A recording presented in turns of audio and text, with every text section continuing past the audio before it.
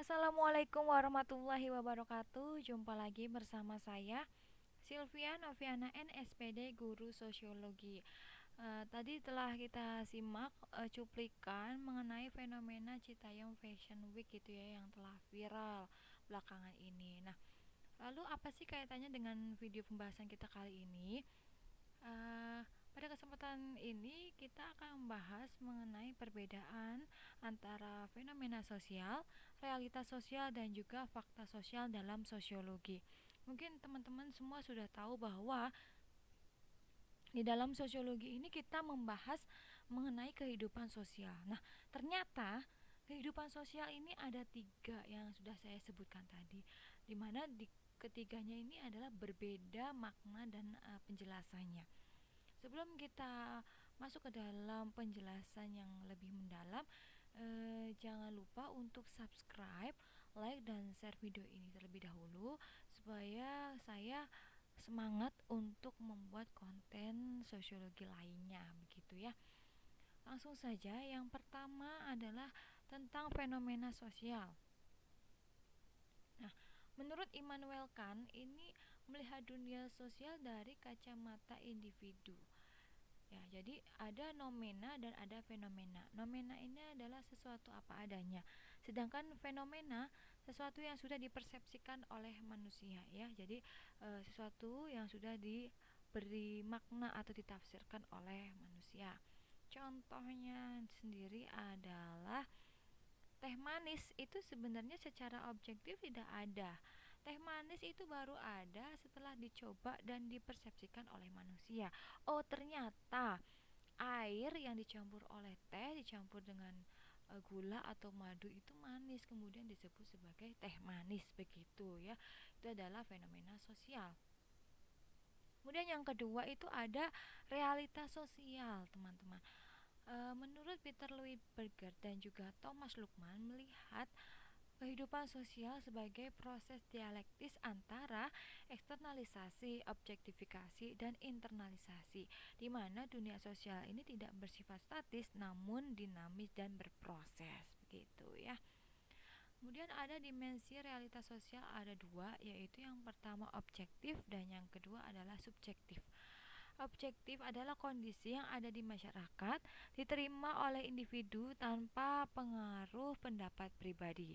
Sedangkan subjektif adalah kondisi yang ada di masyarakat, diterima oleh individu dengan dipengaruhi pendapat pribadi seperti ide dan opini. Untuk proses realitas sosial itu sendiri ada tiga yang sudah saya sebutkan tadi. Yang pertama adalah internalisasi, proses penanaman berbagai nilai, norma, dan realitas lain yang ada di masyarakat oleh individu yang dilakukan melalui sosialisasi. Kemudian ada eksternalisasi, yaitu proses individu mengekspresikan apa yang sudah diterima dan dipelajari di tahap internalisasi sesuai dengan penafsiran mereka sendiri. Yang terakhir adalah objektifikasi, merupakan proses yang terbentuk karena individu sebagai anggota masyarakat berulang kali melakukan kebiasaan dari tahap eksternalisasi sehingga membentuk pola yang berlaku secara umum di masyarakat. Contohnya, kita bisa lihat tabel ini ya. Saya akan beri kata kuncinya untuk lebih mudah mengingat bahwa internalisasi itu adalah penanaman atau penyerapan. Kemudian eksternalisasi adalah penafsiran. Nah, kemudian yang terakhir objektifikasi adalah pembentukan kebiasaan. Contoh di sini adalah sekolah. Kita mungkin sudah ditanamkan nilai-nilai bahwa pentingnya sekolah supaya kita dapat memperoleh ilmu, mendapatkan teman, serta mengasah keterampilan kita. Nah, proses eksternalisasinya, penafsiran, sekolah juga ditafsirkan sebagai cara meningkatkan status sosial oleh sebagian masyarakat ya untuk meningkatkan kedudukan atau status sosial kita di masyarakat gitu ya. Kemudian untuk objektifikasi pembentukan kebiasaan bahwa sekolah sudah menjadi realitas sosial bisa dilihat dari bagaimana sekolah itu sebagai cara untuk meningkatkan status sosial, sebagai prasyarat untuk bekerja dan terwujud sebagai lembaga sosial yang disebut sebagai lembaga pendidikan. Kemudian yang kedua ini ada fakta sosial. Yang terakhir teman-temannya, maaf, ini yang terakhir adalah fakta sosial. Menurut Emil Durkheim ini melihat kehidupan sosial dari struktur aturan, norma, dan lembaga yang mempengaruhi individu bersifat eksternal, memaksa, dan umum. Maksudnya bagaimana? Jadi bahwa dalam fakta sosial ini ya, kehidupan sosial itu bukan didasari oleh kehendak individu itu sendiri ya. Jadi bukan berdasarkan kemauan dari individu tetapi bersifat eksternal, di luar individu, terpaksa dan umum.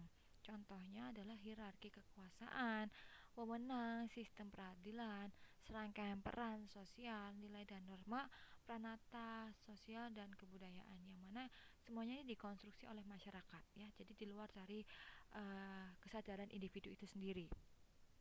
Contoh, membaca buku itu adalah sesuatu yang baik gitu ya. Tetapi kalau dilakukan di tengah jalan itu tidak bisa. Karena apa? Karena kita terikat oleh nilai dan norma, terikat oleh kebudayaan ya, oleh masyarakat. Jadi tidak boleh yang namanya membaca buku dilakukan di tengah jalan. Meskipun di tengah jalan itu merupakan ruang yang luas bisa untuk membaca buku, tetapi itu tidak boleh dilakukan gitu ya, karena tidak sesuai dengan norma yang berlaku gitu. Nah, kesimpulannya antara ketiga istilah tadi, yaitu fenomena sosial tadi yang melihat kondisi masyarakat dari kacamata individu yang sudah dipersepsikan oleh manusia. Sedangkan realitas sosial menilai suatu kondisi dari dialektis antara struktur dengan individu dalam membangun kehidupan sosial. Nah, tadi ada tiga dimensi itu ya. Kemudian yang terakhir ada fakta sosial, melihat kondisi masyarakat dari aturan, struktur atau kekuatan eksternal yang mempengaruhi individu. Itu ya, yang tadi sifatnya ada tiga, eksternal, memaksa, dan umum. Mungkin itu saja dari saya. Mohon maaf apabila ada salah penyampaian ataupun typo dalam pengetikan. Saya ucapkan terima kasih atas atensinya dan telah menonton video saya. Jangan lupa subscribe, like, dan juga share.